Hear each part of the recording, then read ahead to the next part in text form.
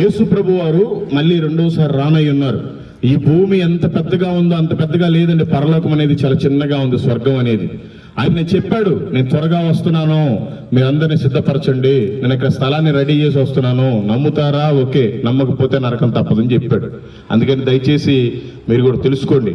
Bible ఏమని చెప్తుందంటే, రోజు కొన్ని విషయాలు మనం మాట్లాడుకుందాం. యేసుక్రీస్తు అందరికీ ప్రభు అండి. అపోస్తుల కార్యములు 10వ అధ్యాయం 36వ వచనం చెప్తుంది, యేసుక్రీస్తు అందరికీ ప్రభు.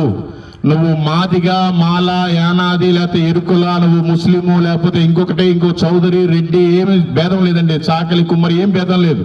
ఈ భూమి మీద పుట్టిన ప్రతి మానవుడికి దేవుడు యేసుక్రీస్తే. నమ్మితే మీ ఇష్టం, నమ్మకపోతే కూడా మీ ఇష్టమే. అయితే యేసుక్రీస్తు అంత గొప్ప దేవుడు ఇక్కడికి ఎందుకు వచ్చాడంటే, బైబిల్ గ్రంథం చెప్తుంది, 1 తిమోతికి రాసిన పత్రిక 1వ అధ్యాయం 15వ వచనం, పాపులను రక్షించుటకు యేసుక్రీస్తు లోకమునకు వచ్చెను. ఓన్లీ పాపాలు చేసిన వ్యక్తుల్ని రక్షించడానికే యేసుక్రీస్తు భూమి మీదకి వచ్చాడండి. లేకపోతే ఆయనకి ఏం పని లేదు, నోటి మాటతోటే సమస్తాన్ని చేయగలడు ఆయన. కానీ నువ్వు నరకానికి వెళ్ళడానికి ఇష్టం లేక ఆయన నీ కోసమే వచ్చాడు. అందరూ అనుకుంటారు, ఆ యేసుక్రీస్తు అంటే ఏదో రోడ్డు పక్కన చివరు ఉండే వాళ్ళే, ఆ యేసు ప్రభు అంటే ఏదో ఒక తక్కువ కులానికి చెందిన వాళ్ళే అని భ్రమలో ఉంటారండి. అలా కాదు. ఈ కులాలు, మతాలు మనం పెట్టుకున్నాం. ఏంటి అంటే, మనం చేసే పనిని బట్టి, వృత్తిని బట్టి పలానా కులం పలానా వాళ్ళది, పలానా కులం పలానా వాళ్ళదని. మన భారతదేశంలో తప్ప వేరే చోట ఎక్కడ కులాలు లేవండి. యేసుక్రీస్తు ప్రపంచానికి మొత్తానికి దేవుడు. ఆయన చాలా మంది క్రైస్తవున్నారు దేవుడు నమ్ముకున్నారు. కాబట్టి మనం కూడా తెలుసుకోవాలి. ఏదో నాది పెద్ద కులం, మాకు చర్చికి వెళ్ళాలంటే చిన్న చూపు, మేము చర్చికి వెళ్ళి చూస్తే మా కులం వాళ్ళంతా మా పిల్లలను కూడా ఎవరు, లేకపోతే మాకు మర్యాద ఎవరు అనుకున్నాం అనుకో, చాలా ఇబ్బంది పడతామండి.